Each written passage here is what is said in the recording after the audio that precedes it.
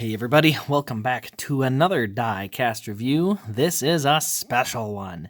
This is a custom 2016 Chase Elliott Showdown raced version from the second place finish. Obviously, Larson won, but we've got both of them here in front of me. One of them is produced, one of them is a custom. Let's get into it. So, not going to go through the box. They're both elites. Obviously, you can see this one, no windshield. Working on get my hands on one, but for the time being, I have to try and find one. So, anyone wants to send me a windshield, be my guest. We're going to start here. Oh gosh, where do we start? Let's start with the Larson one. So down the left or down the right side, you can see all the markings here. This is all Lionel done, so it's a smooth, clear coat finish. Really nice little scrape there from got into the wall. I think earlier in the race there. Nothing on the left side, nice and clean over there. Antenna holes. It is an elite, so.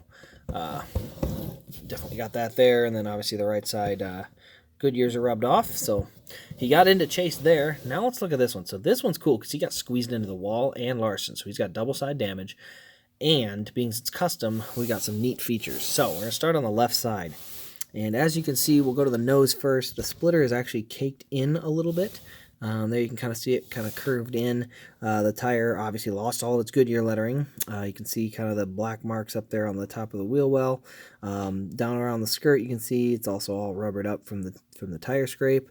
You can see all the donut marks down the left side here.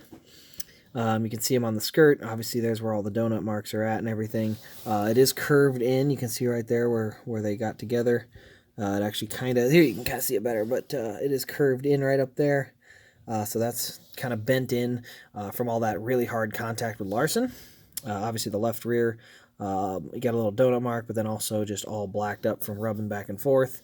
There you can kind of see there is no working suspension in the rear at the moment. Or there is, but it's been kind of like lowered, which is okay. That's part of, how I kind of like it. So up on top, everything's the normal way. Nothing real crazy up here. Everything's still pretty basic. Let's see, we go over here to the right. On the right side, you can see here, this is where they got into the wall. So you can see there's a scrape of that yellow paint off the wall. A little more scrape here on the tail. And then a scrape there across the numbers, right here. And then a little bit of marking down there. But otherwise, just knocked the Goodyears off them as well. Also got into it on this right front corner. You can see where it kind of got scraped up into that wall. I don't think there's really any bends. Just a little bit on here.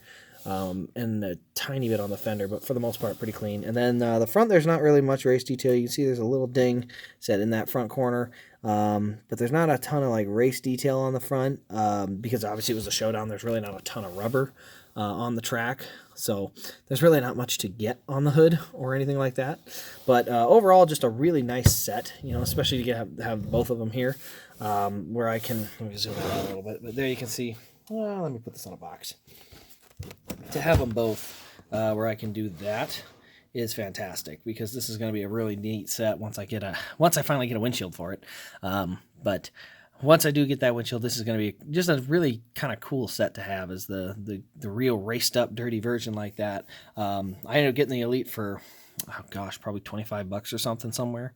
So really happy with that. But anyway, let me know your thoughts on this little custom down here. Obviously, I think I've seen some other people make them, but this is definitely one of my all-time favorites. I like the ones that I've been to in person, obviously, but this is by far one of the most raced up customs I've got. So anyway, give it a like, comment, subscribe if you're new, turn on the notification bell. I upload at least, hopefully, one diecast video a day, sometimes multiple, race reviews and stuff on the weekends, some different stuff, but check out the channel. There's plenty going on.